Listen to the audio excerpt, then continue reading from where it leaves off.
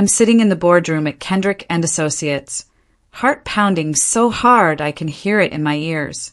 My hands are folded on the glass table, trying to look calm even though my palms are sweating. This is it, the promotion I've worked 3 years for. Regional manager. My name's been circulating for weeks. Even HR congratulated me last Tuesday. My boss walks in. His name's Sam Clinton, and he's all smiles and confidence today. He sits at the head of the table, flanked by 2 executives I barely know. The air feels thick, heavy with something I can't name yet. He clears his throat. "We've decided to go in a different direction," he says, not even looking at me. "The promotion goes to Marcus." The room tilts. Marcus? The guy who started 6 months ago? I force my face to stay neutral, but inside I'm screaming. Someone claps. I can't move. Sam finally meets my eyes. "You're not quite leadership material yet, Amber." My name's Amber. And that was the day I realized talent only threatens the wrong kind of leader. I meet his eyes and silently vow never again. Let me take you back 3 years. I walked into Kendrick and Associates, fresh out of grad school, buzzing with hope and energy. Sam Clinton was the first person to greet me that day. He shook my hand with a firm grip, grinned wide, and said, "You're exactly what this team needs, Amber." I believed every word. Why wouldn't I? He praised my work constantly in those early months. "You're the kind of person who makes everyone around you better," he'd say during team meetings. I thought that was the highest compliment anyone could give. I worked late, took on extra projects, volunteered for the difficult clients nobody else wanted. I wanted to prove him right. But looking back now, I see it differently. "You make others look good" wasn't a compliment at all. It was a strategy. I was the engine, and he was taking credit for the ride. The first time he stole my idea, I laughed it off. I told myself it was just a misunderstanding, that he'd mention my name later. That was my first mistake, one I'd never repeat.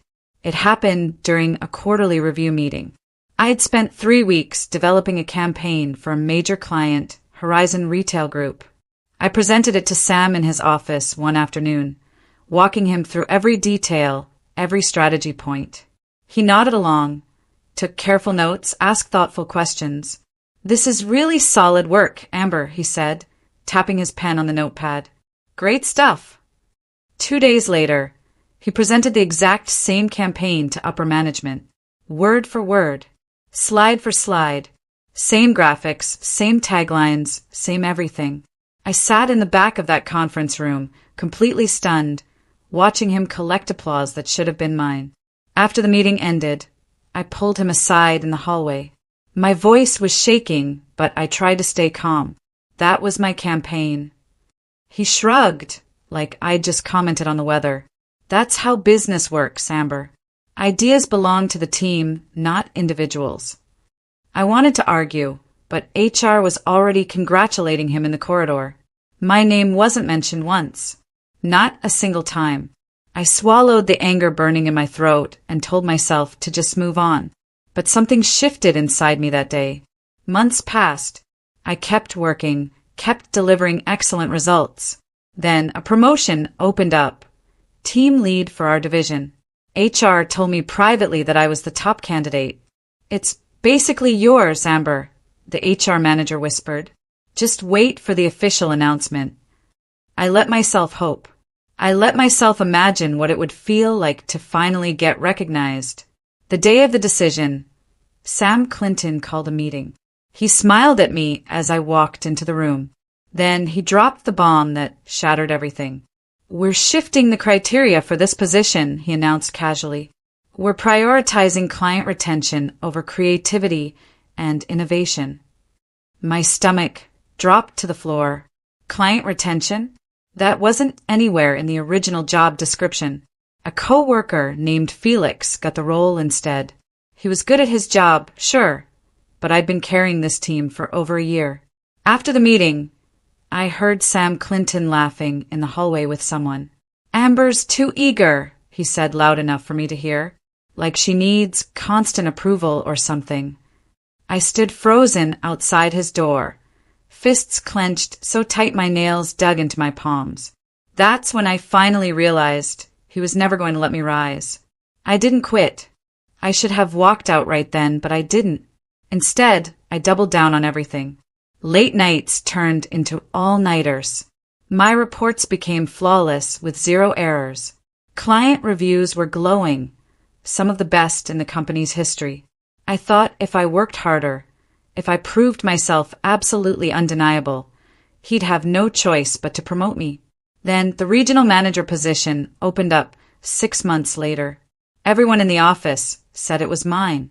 Even Sam hinted at it during our one-on-ones. "Keep doing exactly what you're doing," he told me with a confident wink. But when decision day finally came, he gave it to Marcus, a guy who'd barely logged 1 year at the company. The excuse Sam gave? Leadership is about personality and presence, not just perfection. I sat in my car that night in the parking garage, hands shaking on the steering wheel. One tear slipped down my cheek, then another. I wiped them away angrily and whispered into the empty silence around me, "He's going to regret this." 1 week later, I got a LinkedIn message from a recruiter I'd never met.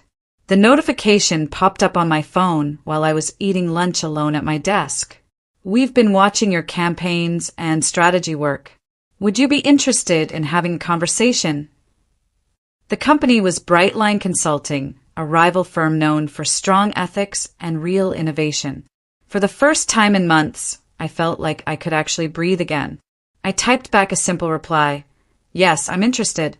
2 days later, something strange happened. Sam Clinton accidentally forwarded that recruiter's message to our entire HR department.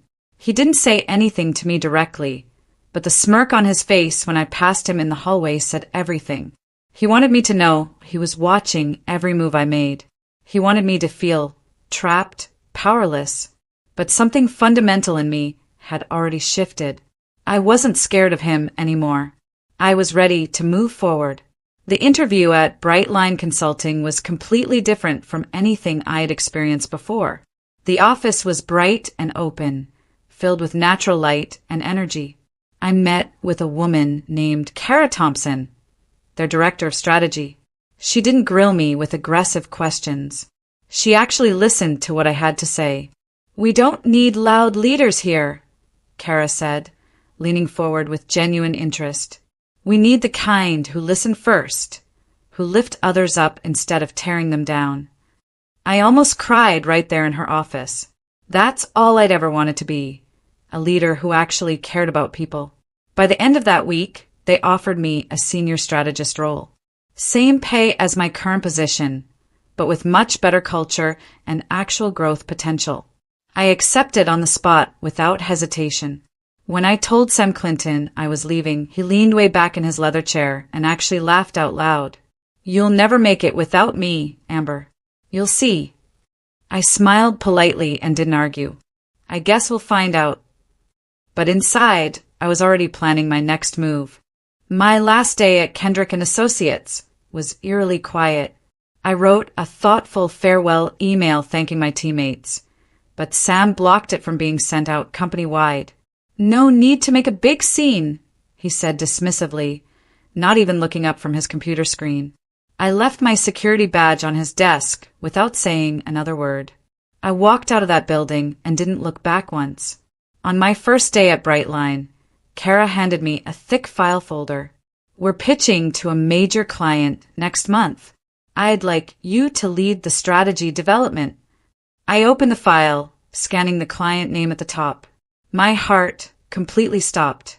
The client was Horizon Retail Group, the exact same company Sam Clinton had stolen my campaign for 2 years ago. And according to the notes in the file, Kendrick & Associates was also competing for this contract. I looked up at Kara, and she gave me a knowing smile. Who better to beat him than the one he underestimated? I spent the next 2 weeks building a pitch completely from scratch. This time, it wasn't just good work. It was personal. I knew Horizon's pain points better than anyone else in the industry. I knew exactly what Sam Clinton would pitch. flashy promises, big impressive numbers, but absolutely no real substance behind any of it. So I went in the complete opposite direction. My campaign focused on authenticity, data-driven results that could be measured, and building long-term partnerships instead of quick wins. Every slide was backed by solid research. Every claim had proof. I named the presentation deck simply Proof. Kara reviewed the entire thing and nodded with approval. This is genuinely excellent work, Amber. You should be proud. For the first time in 3 years, I actually felt seen and valued for what I could do. Then, the night before our big pitch, I got a text message from an old coworker still at Kendrick. Be really careful tomorrow. Sam Clinton's obsessed with beating you. He's telling everyone he'll make sure you fail publicly. I stared at that message for a long time. Then I typed back, good. Then I know I'm on the right track. The day of the pitch finally arrived. Both firms were presenting back-to-back in the same downtown building. I spotted Sam Clinton in the lobby when we arrived, surrounded by his team, all of them looking confident and polished. He saw me across the marble floor and smirked. I didn't react at all, just walked straight past him into the elevator without making eye contact. Kara squeezed my shoulder gently. You've absolutely got this, Amber. Kendrick and Associates went first. Sam dominated that conference room with pure charm and loud confidence, making enormous promises about market share growth and revenue increases. The clients nodded politely, taking notes, but I could see the skepticism creeping into their eyes. They'd heard these kinds of promises before.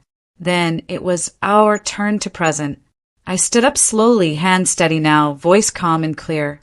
You don't build real trust by being the loudest voice in the room. I began making eye contact with each person at the table. You build it by genuinely listening. The entire room leaned forward. I had their complete attention. My pitch was straightforward and honest. I showed them all our research data. I walked them through real case studies from similar companies. I didn't overpromise a single thing. I just told them the truth about what we could realistically deliver and how we'd measure success together. At one point during my presentation, I glanced at the client's lead executive, a woman named Ms. Patterson. Her face was completely unreadable, giving nothing away. My stomach twisted nervously, but I kept going with confidence. When I finished the last slide, the room fell silent for what felt like forever. Then Ms. Patterson nodded once. Thank you for that presentation. We'll be in touch with our decisions soon. We gathered our materials and left. Kara hugged me tight in the hallway outside. That was absolutely brilliant, Amber. But I couldn't let myself celebrate yet. A full week of waiting followed that pitch. Every single day felt like an entire year. Then, finally, the email arrived in my inbox. Brightline Consulting has been selected as our partner. My entire team erupted in cheers and applause. I sat quietly at my desk, just staring at the screen, letting the reality sink in slowly. We had actually won. That night, my phone buzzed with a voicemail notification. The number wasn't saved in my contacts, but I recognized it immediately. It was Sam Clinton. I almost deleted it without listening, but curiosity got the better of me. I pressed play. Don't get too comfortable, Amber, his voice came through, tight with barely controlled anger. You got lucky this time, but you won't win next time. I'll make sure of it. I listened to the whole message twice, then deleted it permanently. His threats didn't scare me anymore. If anything, they just proved I was doing something right. The win with Horizon didn't just bring us one major client. It opened up floodgates we hadn't expected. Within 2 months, 3 more companies shifted their business from Kendrick and Associates to Brightline Consulting. My name started circulating in industry circles as someone who delivered real results. Then I got an email invitation that made my stomach flip. A national panel on ethical leadership. The topic was leading without ego. I scrolled down to check the full speaker list. My heart sank when I saw it. Sam Clinton was listed as a co-speaker on the same panel. I almost declined that invitation immediately. The thought of sharing a stage with Sam made me feel physically sick. But Kara strongly encouraged me to accept. "Show them who you really are, Amber," she said firmly. "Show them the leader you've become." So I accepted the invitation, despite my reservations. The day of the panel discussion arrived faster than I wanted. I got there early, trying to calm my nerves. Sam Clinton was already in the venue, holding court with a large group of attendees hanging on his every word. When he finally noticed me standing near the back, his confident smile faltered for just a split second. We didn't speak to each other before the event started. We didn't need to. The tension between us was obvious to anyone paying attention. When the panel began, Sam Clinton went first as the opening speaker. He spoke loudly and confidently about driving hard results and demanding excellence from every team member. The audience clapped politely when he finished, but I could feel the disconnect. His words sounded hollow, rehearsed. Then it was my turn to speak. I spoke much more softly than Sam Clinton had. I talked about empathy in leadership, about building real trust, about leading actual people, not just managing them like they're assets on a spreadsheet. I shared real stories, honest ones about teams I'd worked with, mistakes I'd made along the way, and the important lessons I'd learned from failure. The room went completely silent. Every single person was hanging on my words, leaning forward in their seats. Afterward, someone in the audience recorded a short clip of my segment and posted it on LinkedIn. Within just 24 hours, that video had over 50,000 views. The caption someone added read, "This is what real leadership sounds like." Sam Clinton didn't try to speak to me after the panel ended. He left the venue early, before the networking session even started. Over the next few months, I started hearing whispers. High turnover at Kendrick and Associates. Missed project deadlines. Upset clients leaving. I didn't say a single word about any of it. I just kept my head down and focused on my own work. Then one afternoon, I got a private message from an old coworker still working at Kendrick. "Thought you should know, things are really falling apart here. And you didn't even have to do anything to make it happen." I read that message twice, letting it sink in. Part of me felt vindicated, like justice was finally being served. But another part of me, honestly, just felt sad. I'd never wanted Sam to fail completely. I just wanted him to stop blocking people who genuinely deserved better opportunities. Still, I kept my distance from all the drama. I stayed completely professional, stayed laser-focused on my work at Brightline. Then the biggest opportunity of my career landed in my inbox. A massive government contract had opened up, the largest in our industry's entire history. Both Brightline and Kendrick and Associates were shortlisted to compete for it. The day the announcement went public, my phone rang. The caller ID showed Sam Clinton's number. I almost didn't answer, but something made me pick up. "Don't do this, Amber," he said, his voice tight and strained. "You'll only embarrass yourself." I paused before responding. "I'm not trying to embarrass anyone, Sam Clinton. I'm just doing my job." "You'll never outshine me twice," he said, almost spitting the words. I took a deep breath. "I don't have to outshine you. I just have to outwork you." He hung up without another word.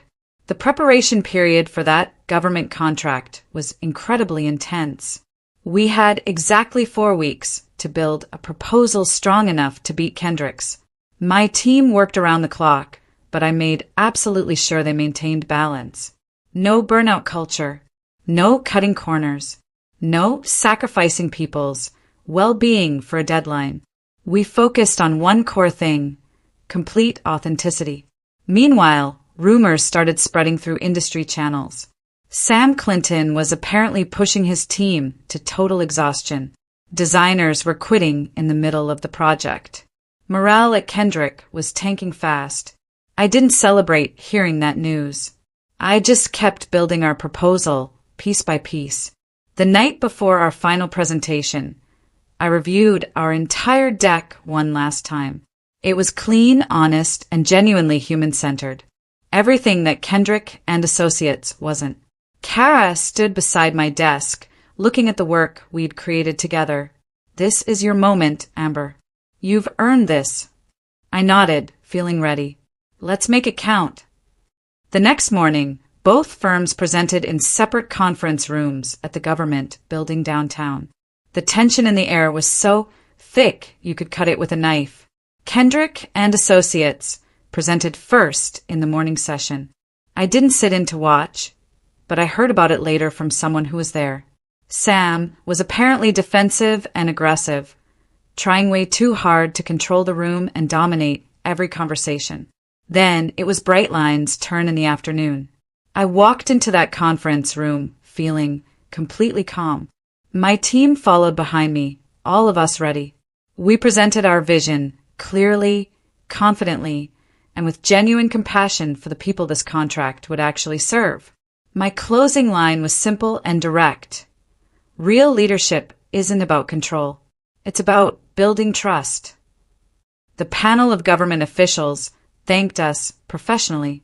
Their faces gave absolutely nothing away. We gathered our materials and left the building. Then the waiting game began all over again. The next morning, I was barely awake when the news broke. My phone started buzzing nonstop with notifications. I grabbed it from my nightstand and read the headline. Brightline Consulting selected for major government contract. We had won. Again. My phone completely exploded with congratulatory messages from colleagues, former coworkers, even people I barely knew. Kara called me directly, practically screaming with excitement. Then an anonymous message appeared in my inbox.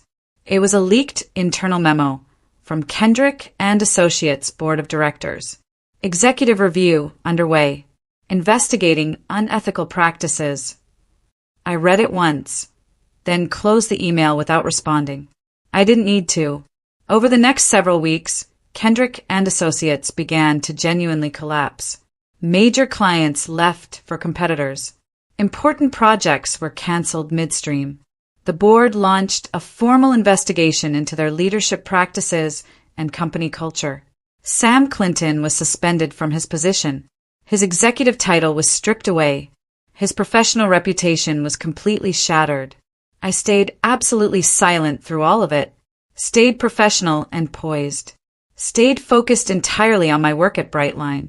Then one random afternoon, I received a one-line email from an address I recognized immediately. You were right. It was from Sam Clinton. Just those 3 words, nothing else. I stared at that email for a very long time, feeling a complicated mix of emotions I couldn't quite name. Then I closed it and moved on with my day. Several months later, I attended a large industry networking event downtown. The room was packed with familiar faces, people I'd known for years. I was chatting casually with a colleague when I saw him across the crowded room. He stood alone near the back, looking older and tired and completely defeated. Our eyes met across all those people, and something unspoken passed between us. He walked over slowly, hesitantly. "Amber," he said quietly, his voice barely above a whisper. I nodded once. "Sam." We stood there for a long, awkward moment. Then he spoke again.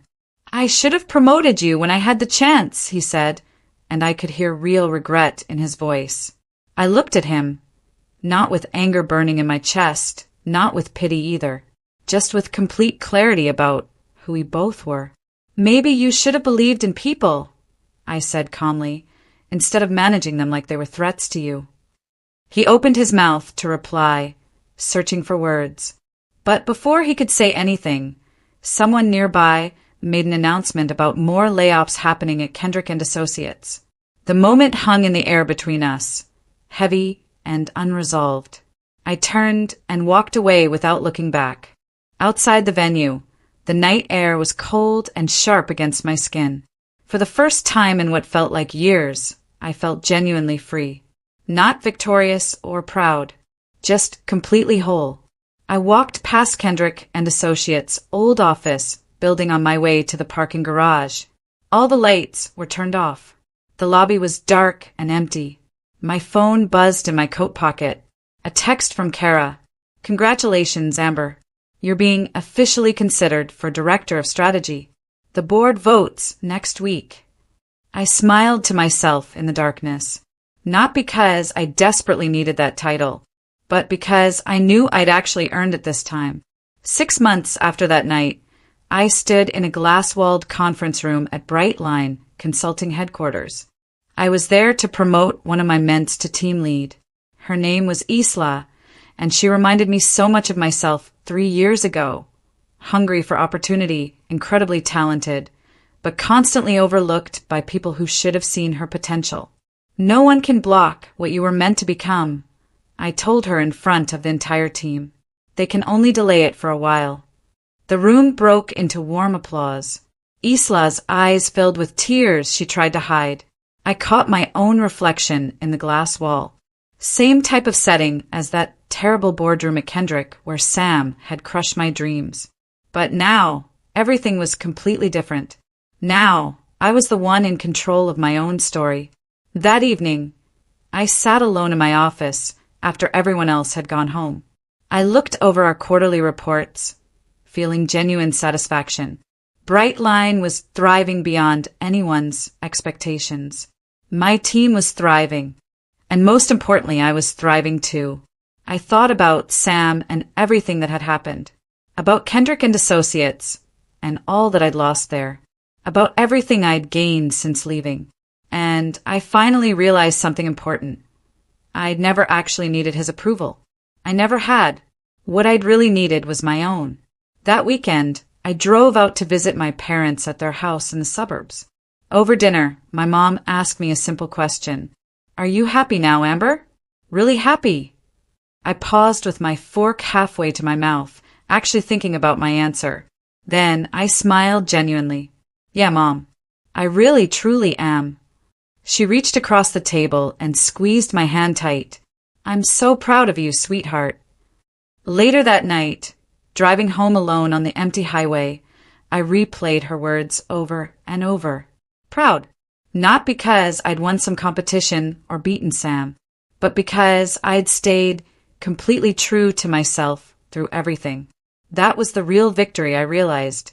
Not the promotions or the contracts or the recognition. Just knowing I'd done it the right way. Today, I lead a team of 12 talented people at Brightline Consulting. We've won 6 major contracts this year alone. I've been featured in 2 different industry publications. I've spoken at 4 conferences about ethical leadership. But you know what moment I'm most proud of? Promoting Isla to team lead. Because that's what real leadership actually is. It's not about blocking people who threaten you. It's not about stealing credit or managing through fear. It's about lifting others up. It's about believing in them before they fully believe in themselves. A few weeks ago, I got invited to speak at a university business school. They wanted me to talk to graduating students about building a career with integrity. I almost said no. Public speaking still makes me nervous sometimes. But then I remembered being in their position, full of hope and uncertainty about the future. So I accepted. Standing at that podium, looking out at all those young, eager faces, I told them my story. The whole thing. The stolen ideas, the blocked promotions, the moment I finally walked away. The fear and the doubt and the eventual triumph. Your worth isn't determined by people who refuse to see it, I told them. Sometimes the best thing you can do is walk away and build something better somewhere else. After my talk, at least a dozen students came up to me with questions. One young woman, probably 22 or 23, looked at me with tears in her eyes. "I needed to hear this today," she said. "My internship supervisor keeps taking credit for my work, and I thought maybe that was just normal." I put my hand on her shoulder. "It's not normal, and you don't have to accept it." Driving home from that event, I felt something settle in my chest. A deep sense of purpose I'd been searching for. Last month, Brightline announced a major expansion. We're opening 3 new offices across the country, and I've been asked to help lead the hiring process for all of them. It's a huge responsibility, but I'm genuinely excited about it. Because now I get to be the leader I wished I'd had 3 years ago. During our first round of interviews, I met a candidate named Marcus. Same name as the guy who got my first blocked promotion, which made me smile at the irony. This Marcus was different though, thoughtful, humble, clearly talented, but never arrogant about it. At the end of his interview, he asked me a question that caught me off guard. What's the most important quality you look for in a team member? I didn't even have to think about my answer. Someone who lifts others up instead of climbing over them. Someone who understands that real success is measured by the people you help along the way. He nodded slowly, like those words meant something important to him too. We hired him the next week, and I made sure his offer letter included clear language about growth opportunities, mentorship, and a path to leadership that wouldn't be blocked by anyone's ego. Yesterday, I had lunch with Kara to celebrate Brightline's best quarter ever. We sat outside at a small cafe downtown, enjoying the warm sunshine. You know what's funny? Kara said, sipping her iced coffee, "When I first interviewed you, I could see the potential. But I also saw how beaten down you were. How much that place had damaged your confidence." I nodded, remembering that version of myself. She felt like a different person now. "And now look at you," Kara continued. "You're not just succeeding. You're changing the entire culture of how we do business. You're proving that kindness and competence aren't opposites. They're partners." Her words hit me harder than I expected. I felt tears prick at my eyes, but they were good tears this time. "Thank you for seeing something in me," I said quietly. "Thank you for giving me the chance Sam never would." Kara shook her head firmly. "I didn't give you anything, Amber. You earned every single bit of this yourself. I just got out of your way and let you shine." That conversation stayed with me for days afterward. It reminded me why I'd fought so hard to get here. Why I'd refused to give up even when everything felt impossible. This morning, I stood in front of the entire Brightline team for our monthly all-hands meeting. Over 100 people filled the main conference room, all of them looking up at me with respect I genuinely earned. I thought about that first boardroom meeting at Kendrick when Sam told me I wasn't leadership material. I thought about every stolen idea, every blocked opportunity, every moment I'd felt invisible and powerless. And then I looked around at the team I'd helped build. Good people doing meaningful work in an environment that valued them. "We're not just building a company here," I told them. "We're building a culture where talent is celebrated, not threatened. Where success is shared, not hoarded. Where people are lifted up, not held down." The room erupted in applause that felt genuine and earned. After the meeting ended, I walked back to my office and caught my reflection in the glass door. Same determination in my eyes as 3 years ago. But now, backed by actual authority I'd earned through hard work and integrity. I sat down at my desk and opened my laptop to start the day. Turns out, I didn't need permission to lead. I just needed a reminder of who I was before anyone tried to define me. And now, I'm exactly where I'm supposed to be, leading with purpose, building with integrity, and making absolutely sure no one on my team ever feels the way Sam made me feel. That's the real victory. That's what matters most.